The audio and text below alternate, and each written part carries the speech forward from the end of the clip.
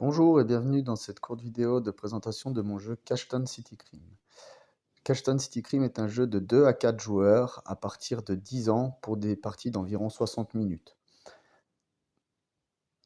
Dans Cashton City Crime, les joueurs vont incarner des mafias qui vont gérer des compagnies d'ambulance plus ou moins éthiques dans le Chicago post-prohibition.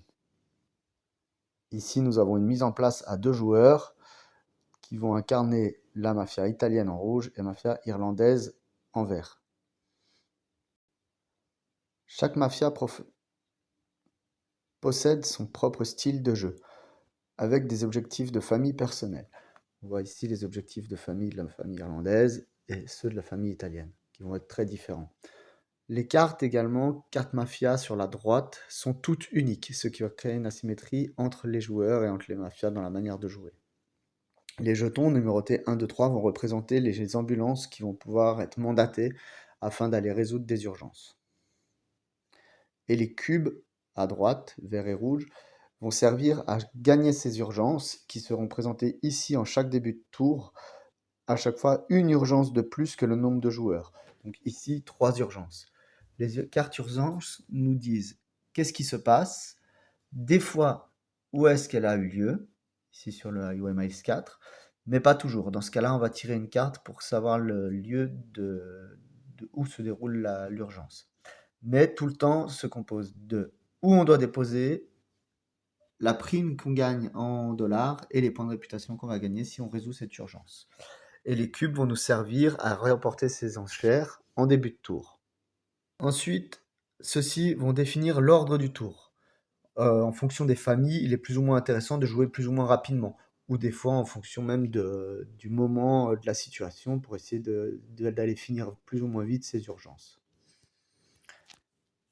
Il y a 6 actions dans Cashton City Crime.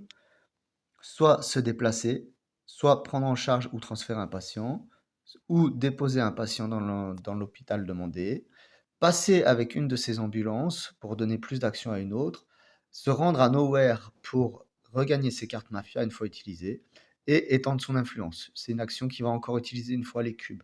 On voit que les cubes ont vraiment une importance prédominante dans Cashton, puisqu'ils nous servent et à gagner des points, et à gérer notre initiative dans le tour de jeu, et à remporter des enchères. À chaque début de tour, une fois avoir révélé les urgences, nous allons donc voter, on va faire des enchères de manière cachée. Nous allons simplement cacher la main, révéler, le joueur qui aura misé le plus de cubes remporte l'enchère. Nous allons placer nos cubes dessus, et ainsi de suite pour toutes les autres. Tac, tac.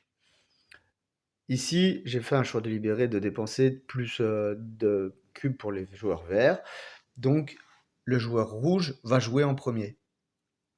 À ce moment-là, avec chacune de ces ambulances, il aura 2 actions parmi les 6 que j'ai cités précédemment.